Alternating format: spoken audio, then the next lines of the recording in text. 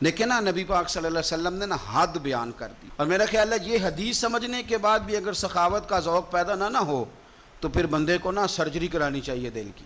نبی پاک صلی اللہ علیہ وسلم نے فرمایا اللہ کے رستے میں خیرات کر کے جہنم سے بچ جاؤ، اللہ کے رستے میں خیرات کر کے جہنم سے بچ جاؤ، اللہ کے رستے میں دے کے جہنم سے بچ جاؤ۔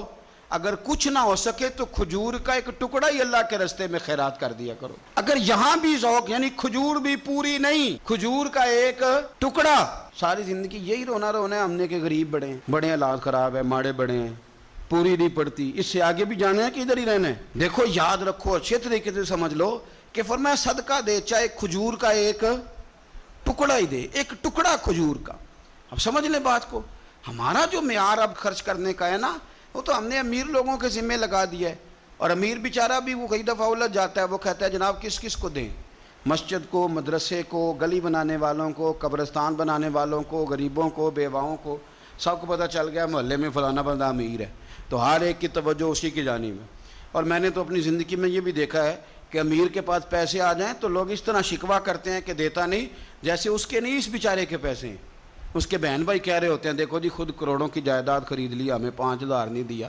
بھئی خدا کے بندے پیسے اس کے دے چاہے نہ دے۔ تو جب ہم سارے مل کے سخاوت کریں گے، جب امت ساری یہ شعور پیدا کرے گی، بیدار کرے گی اپنے دل میں باتیں کہ میں نے اللہ کے رستے میں کچھ دینا ہے۔ میں اکثر کہتا ہوں کہ ایک پوری یونیورسٹی قائم کر دینا بھی بڑا کمال ہے کہ میں نے اپنے شہر کے اندر ضلع میں ایک یونیورسٹی قائم کر دی، اور ایک مدرسہ قائم کر دینا قرآن و سنت کا بہت بڑا کمال ہے۔ لیکن ہم یہ سارا کچھ نہیں کر سکتے، ایک غریب بچے کا خرچہ تو اٹھا سکتے ہیں کہ نہیں؟ اگر آپ نے ایک غریب بچہ باشعور کر دیا، تعلیم یافتہ ہو گیا، تو آپ نے یونیورسٹی کا کام ہی کیا ہے۔ لیکن ہم اس طرف بھی آنے کو تیار نہیں ہوتے۔ اپنی قربانی کے لحاظ سے ماحول کو سخاوت کا رنگ دیں، ماحول کو ذوق کا رنگ دیں۔ ہمارے ہاں لوگ پوچھنے لگ جاتے ہیں کہ قربانی کا سارا گوشت گھر میں رکھنا جائز ہے؟ بالکل جائز ہے۔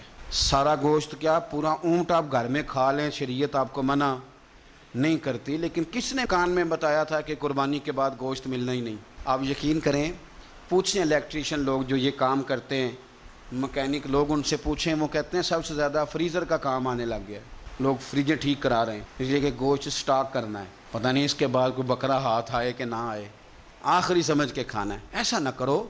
اگر سارا گھر میں رکھنے کا مفتی صاحب سے فتویٰ پوچھ لیتے ہو تو کیا کسی مفتی نے یہ فتویٰ نہیں دیا کہ سارا بانٹ دینا بھی جائز ہے؟ یہ بھی فتویٰ پوچھو کسی سے، نہ ہو تو مجھ سے پوچھ لو۔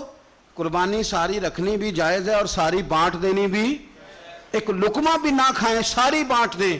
آپ بانٹتے رہیں، رب کریم آپ کو اور دینے کا ارادہ فرماتا رہے گا۔